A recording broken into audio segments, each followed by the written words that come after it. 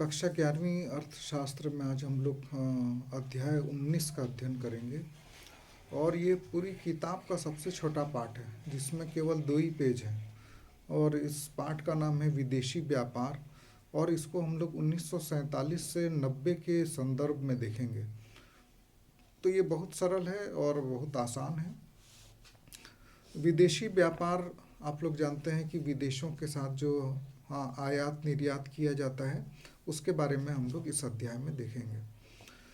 देश में उत्पादित कुल वस्तुओं के उत्पादन में से कुछ वस्तुओं का घरेलू उत्पादन आवश्यकता से कम हो सकता है, और यदि आवश्यकता से कम होता है तो इस कमी की पूर्ति हम लोग विदेशी बाजारों से खरीद कर करते हैं, जिसको कि आयात कहा जाता है।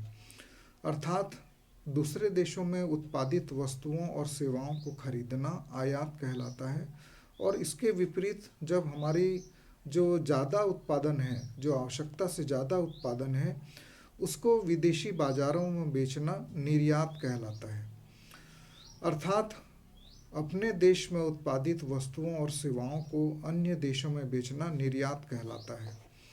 इस प्रकार विश्व के विभिन्न देशों के बीच में व्यापार को ही विदेशी व्यापार कहा जाता है, और इसको अंतर्राष्ट्रीय बाजार के नाम से भी जाना जाता है। और ये जो अंतर्राष्ट्रीय व्यापार है, ये उन वस्तुओं को प्राप्त करना संभव बना देता है जिनका उत्पादन घरेलू सीमाओं की प्रतिस्पर्धात्मक कीमत पर नहीं हो सकता। तो इस प्रकार यह देश की आर्थिक गतिविधियों को बढ़ावा देते हैं। तो विदेशी व्यापार का क्या क्या महत्व है, अब देखेंगे हम लोग। घरेलू अर्थव्यवस्था के विकास के लिए आवश्यक कच्चा माल और पूंजीगत वस्तुएं विदेशों से खरीदना संभव हो पाया, क्योंकि हमारे देश में तो पूंजीगत वस्तुएं नहीं बनती थी उस समय, और बनती भी थी तो बहुत कम मात्रा में बनती थी। हमारे पास तकनीक भी नहीं था उनको बनाने के लिए। कुछ कच्चा माल भी हमको विदेशों से मंगाना ही पड़ता था। दूसरा, उत्पादकता के स्तर में वृद्धि लाने हेतु उच्च प्रौद्योगिकी का आयात विदेशी व्यापार में ही संभव हुआ। यदि हम लोग उत्पादन में वृद्धि करना चाहते थे तो इसके लिए आधुनिक तकनीक का उपयोग जरूरी था, और ये विदेशी व्यापार से ही संभव था, क्योंकि विदेशी व्यापार के कारण हम जो अन्य देशों की तकनीक है उसको अपने देश में लाने में सफल रहे। तीसरा जो महत्व है, घरेलू आवश्यकता की पूर्ति हेतु विदेशों से खाद्यान्न और अन्य आवश्यक वस्तुओं का आयात करना, ये विदेशी व्यापार से ही संभव हो पाया। चौथा जो सबसे बड़ा महत्व था कि विदेशी व्यापार द्वारा ही विदेशी मुद्रा हम लोग अर्जित कर पाए। और पांचवा है, विदेशी व्यापार से अंतर्राष्ट्रीय विशिष्टीकरण को बहुत ज़्यादा बढ़ावा मिलता है। अब हम लोग देखेंगे स्वतंत्रता के समय भारत का विदेशी व्यापार कैसा था। स्वतंत्रता के समय भारत का जो विदेशी व्यापार का स्वरूप था वो उपनिवेशी था, क्योंकि हम लोग अंग्रेजों के अधीन थे। विदेशी व्यापार भारतीय अर्थव्यवस्था के शोषण का एक महत्वपूर्ण उपकरण था। हमारा आधे से ज़्यादा व्यापार इंग्लैंड से ही होता था, बाकी देशों से बहुत कम होता था। और भारत से इंग्लैंड को कच्चा माल बहुत सस्ते में जाता था, जैसे कि कपास, जूट, रेशम और ऊन, ये बहुत सस्ते में इंग्लैंड में जाता था। और उनके उद्योगों के द्वारा इनको उत्पादित किया जाता था, अर्थात वस्तुओं में परिवर्तित किया जाता था। और सूती वस्त्र, रेशमी और ऊनी वस्त्र, मशीनरी वहाँ पर बनकर हम ही को बहुत ही महंगे दामों में बेचा जाता था। अंग्रेजी सरकार के युद्धों पर व्यय तथा अदृश्य मदों के आयात पर व्यय के द्वारा भारत की संपदा का बहुत शोषण हुआ। उस समय हमको विदेशी व्यापार से बहुत ज़्यादा नुकसान हुआ। अब स्वतंत्रता के बाद कैसे हो गया विदेशी व्यापार का स्वरूप। पहला, आकार देखेंगे। व्यापार के आकार के अभिप्राय किसी देश के आयात और निर्यात के भौतिक स्वरूप से है।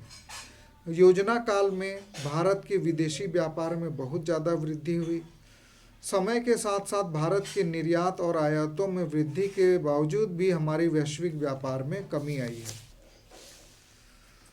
तीसरा, व्यापार की बनावट का अर्थ होता है हमारा द्वारा निर्यात तथा आयात की जाने वस्तुओं और सेवाओं की किस्मों से है।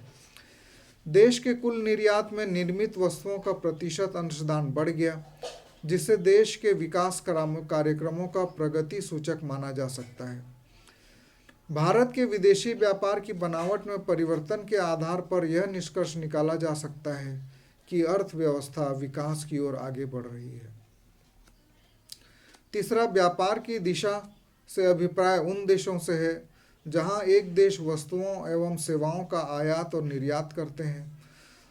स्वतंत्रता के पूर्व भारत का विदेशी व्यापार इंग्लैंड तथा दूसरे राष्ट्रमंडल देशों तक सीमित था। दूसरे राष्ट्रमंडल मतलब जिन पर इंग्लैंड का नियंत्रण था। परंतु आज़ादी के बाद भारत के विदेशी व्यापार की दिशा अधिक विस्तृत और विविध हो गई है, जिसका मुख्य कारण निष्पक्षता तथा गुट निरपेक्षता की नीति है। अब हम लोग थोड़ा सा अध्ययन करेंगे हमारी जो विदेशी व्यापार की नीति है, फॉरेन ट्रेड पॉलिसी है, वो क्या है। स्वतंत्रता प्राप्ति के बाद सरकार ने संरक्षण नीति के आधार पर विदेशी प्रतियोगिता से घरेलू उद्योगों की रक्षा के लिए आयात प्रतिस्थापन की नीति को अपनाया और जो घरेलू उद्योग हैं उनको संरक्षण प्रदान किया। आयात प्रतिस्थापन की नीति को अंतर्मुखी व्यापार की नीति भी कहा जाता है, जिसका मुख्य उद्देश्य महत्वपूर्ण वस्तुओं के आयात के लिए विदेशी मुद्रा को बचाना, खाद्यान्न के उत्पादन में आत्मनिर्भरता प्राप्त करना तथा विदेशी मुद्रा का प्रयोग केवल विकास संबंधी आगतों के लिए करना था। अब विदेशी व्यापार तो हम लोगों ने किया, लेकिन उसकी क्या क्या समस्याएं रहीं इसको देखेंगे। आयात जरूरतों में तीव्र गति से वृद्धि व निर्यातों की धीमी गति के फलस्वरूप व्यापार घाटे में वृद्धि हुई, अर्थात हमारा आयात बढ़ गया और निर्यात कम हो गया, जिससे हमको व्यापार घाटा हुआ। व्यापार घाटे से विदेशी मुद्रा का संकट भी उत्पन्न हो गया। तीसरा, विदेशी मुद्रा के ऋणग्रस्तता का विकास पर प्रतिकूल प्रभाव पड़ा और अंतर्मुखी व्यापार नीति के कारण निर्यात क्षेत्र विकसित करने में हम लोग असमर्थ हो गए। आयातों पर प्रतिबंध के चलते घरेलू घटिया वस्तुओं का ऊंचे मूल्य पर बिकना प्रारंभ हो गया, तो जिससे बहुत सारी समस्याएं आने लग गईं। अब अंतर्मुखी व्यापार नीति के क्या क्या प्रभाव पड़े। पहला अनुकूल प्रभाव देखेंगे, फिर इसके जो प्रतिकूल प्रभाव हैं उसको देखेंगे। अनुकूल प्रभाव में औद्योगिक विकास दर बढ़ गई, जीडीपी बढ़ गया, हमारा जीडीपी का अंशदान बढ़ गया, लघु उद्योगों को निवेश करने के लिए नए अवसर मिलने लग गए और भारतीय उद्योग हैं वो सीमित न रहकर विविधतापूर्ण वाले उद्योग बन गए। बुरे प्रभाव भी देखेंगे। सार्वजनिक क्षेत्र में चूंकि सरकार का एकाधिकार था, तो एकाधिकार के प्रभाव के कारण अकुशलता और भ्रष्टाचार बहुत ज़्यादा बढ़ गया। अंतर्राष्ट्रीय बाजार में प्रतियोगिता करने के लिए उच्च स्तर की गुणवत्ता प्राप्त करने में विफल रहे और विदेशों से ऋण लेने के लिए विश्व बैंक के पास हम लोगों को सोने के भंडारों को गिरवी रखना पड़ा। तो ये इसके बुरे प्रभाव भी थे। तो इस प्रकार से विदेशी व्यापार 1947 से 90 के बीच में उसका एक छोटा सा रूप हम लोगों ने इस चैप्टर में देखा। और आने वाले चैप्टर में अब हम लोग पढ़ेंगे 1991 से जो आर्थिक सुधार लागू हुए।